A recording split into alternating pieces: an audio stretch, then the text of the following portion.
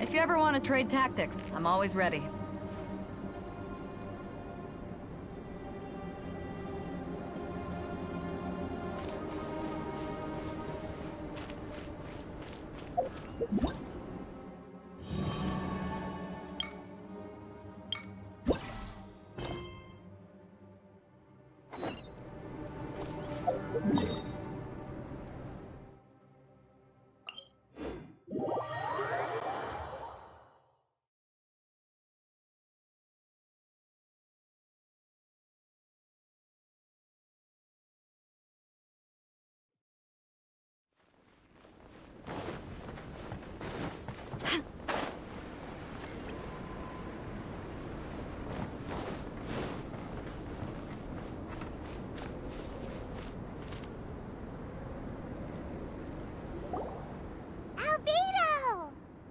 Traveler, Paimon.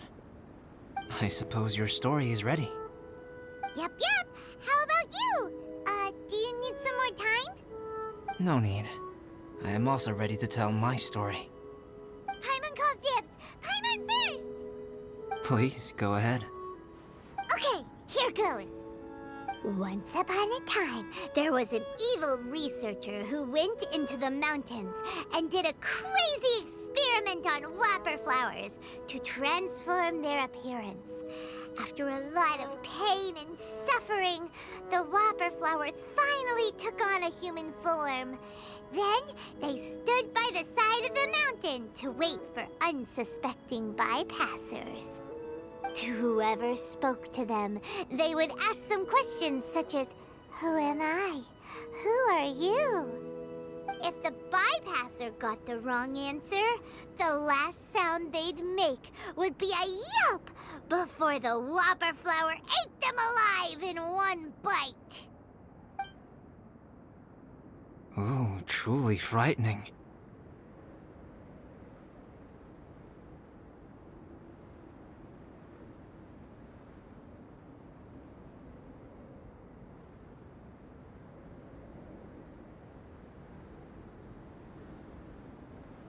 What the? You two aren't scared at all!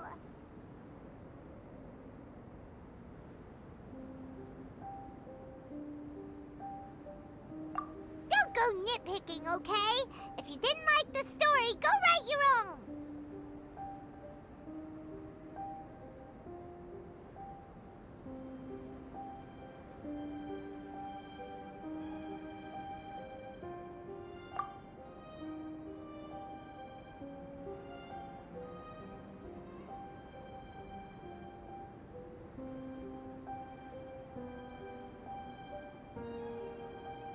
In other words, the whopper flowers would ambush and then completely replace their victims.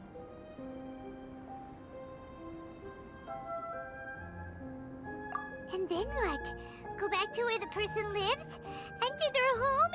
Eat their whole family?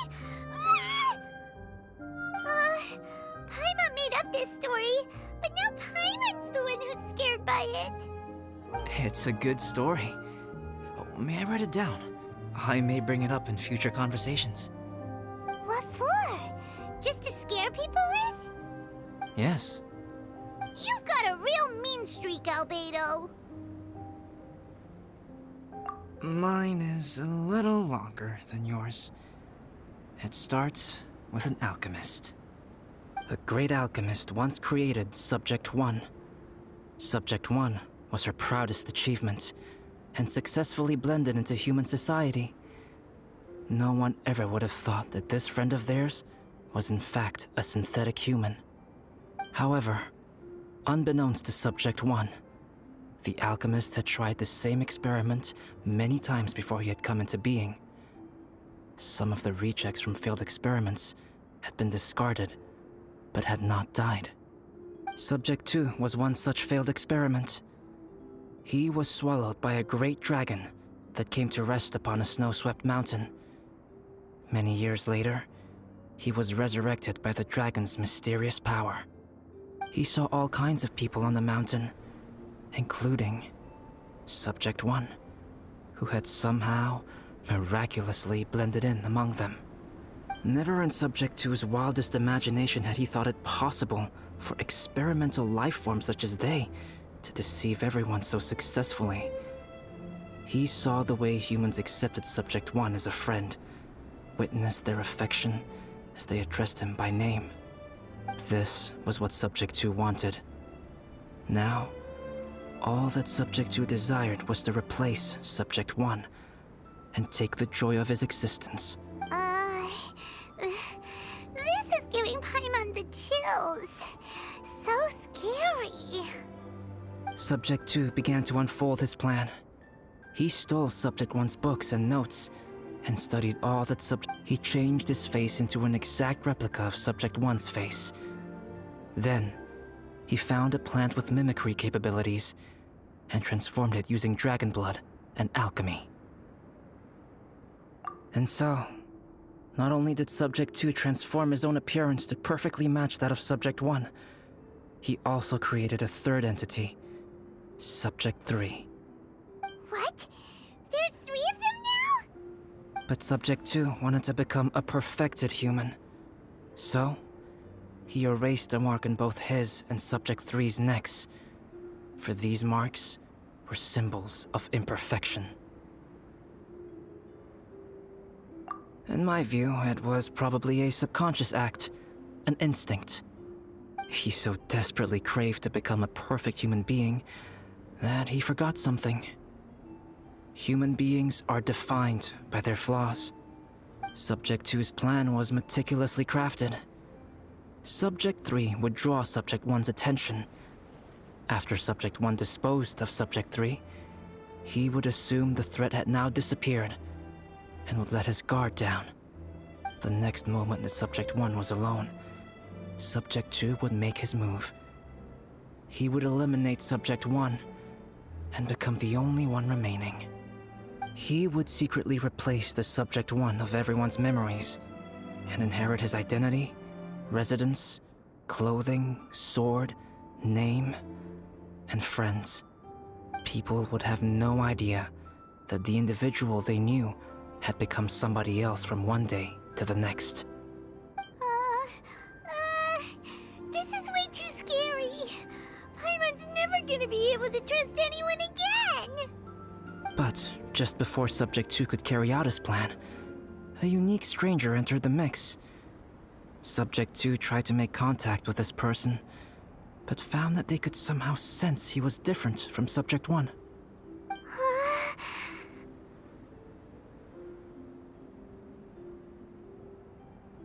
What's wrong? Are you scared?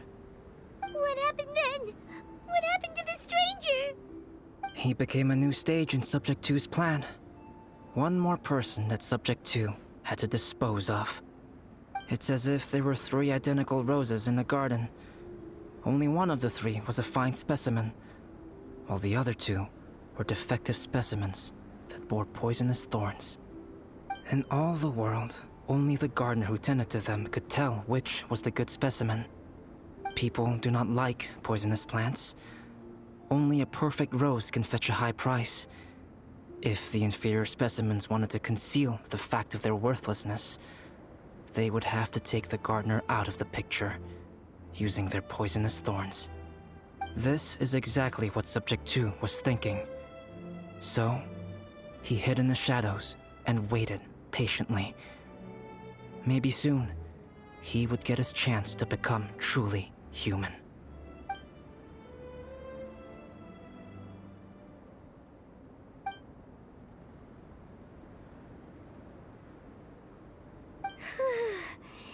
That was intense! So what happened after that? Did Subject 2's plan succeed? Paimon can't bear thinking about it. Fortunately, it is just a story. And even in this story, Subject 2 did not succeed. But you can never let your guard down on Dragonspine. Monsters mutated with Durin's power and blood are also creatures of Rhine-Daughter, just like me. You must beware of all such creatures.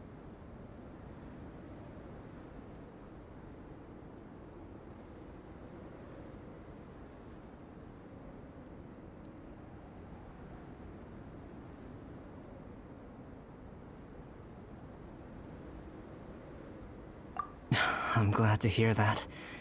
It's okay. I know what I am. You and I are both different, so there is no need for me to hide the truth from you.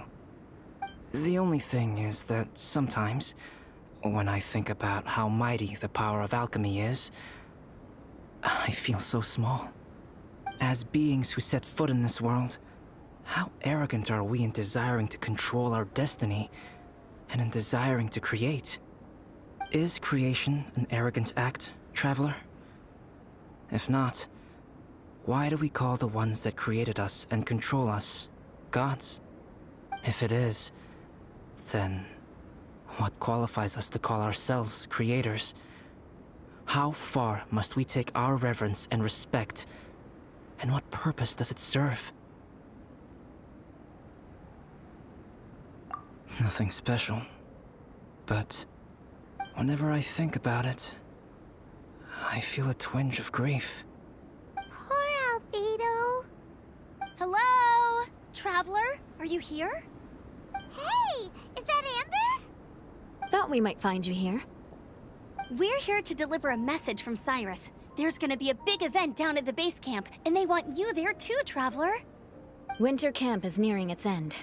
Apparently, even provisional instructors are required to attend. Looks like we need to go, Albedo. Bye for now. Then I won't keep you.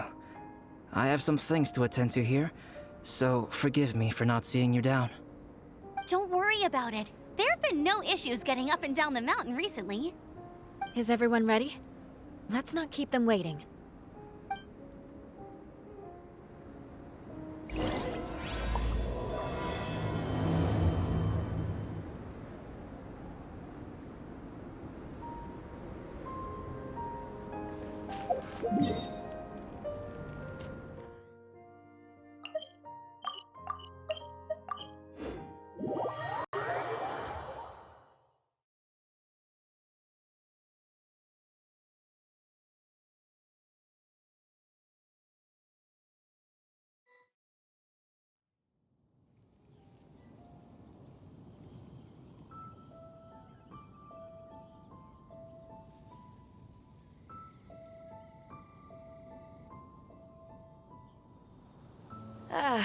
Cold beer after a hard day's work.